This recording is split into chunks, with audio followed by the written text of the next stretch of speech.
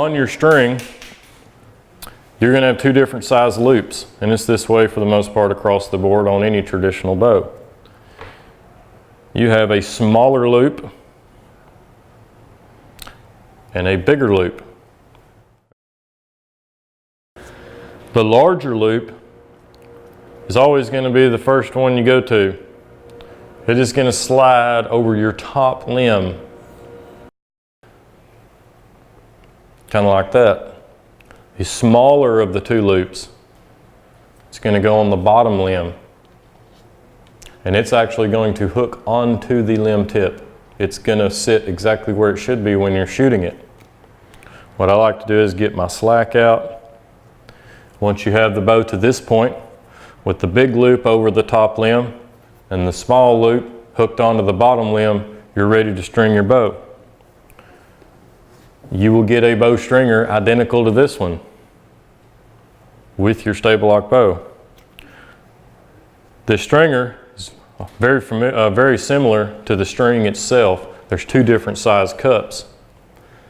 The shallow or short cup is going to go on the top limb always.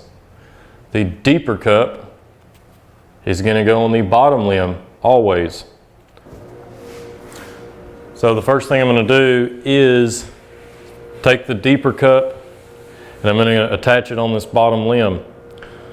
These two little pieces of nylon here, I am going to slide the limb tip in between those two, and I'm going to roll it all the way down over the top of the limb tip.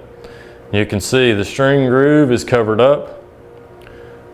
The limb tip itself is covered up. That's nice and secure. The top limb is going to be the shallow cup, always. The reason that this is shallow and it doesn't go all the way over the limb tip is because you want to leave this string groove exposed.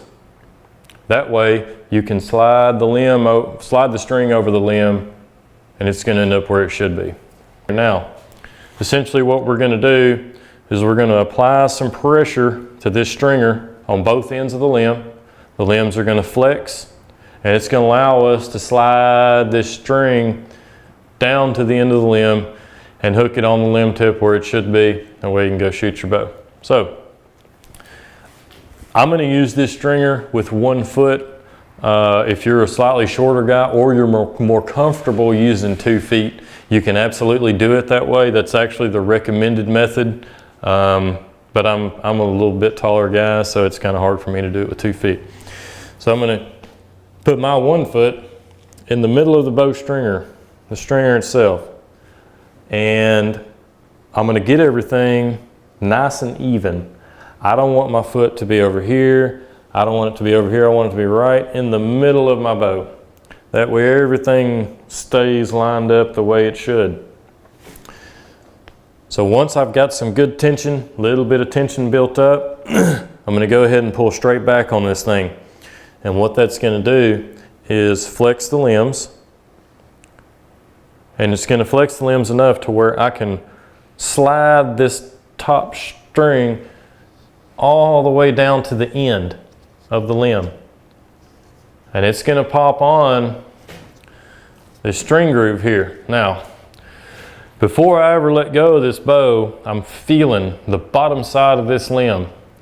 And I'm going to turn and look, and I'm going to make sure that it's lining up where it should. And it absolutely is. It's tracking right along the string groove, right in the middle of the limb. So, you've got your string on your bow. Now what I'm about to do is basically force some energy through these limbs and seat those wedges into place. I'm just going to draw the string back 2 or 3 inches. I'm just going to pluck it a little bit. Just going to pluck it like so. And that's going to make sure that your wedges are seated nice and pretty. Now, what I don't want you to do in terms of plucking the string, that's really not going to hurt your bow. The last thing you want to do is pull it all the way back with no arrow and let the string go and dry fire it. I'm sure most of you guys know that's not good for your bow, but some of you know some of you don't know not to dry fire. So you just want to pluck the string. Do not draw it all the way back and just let it go.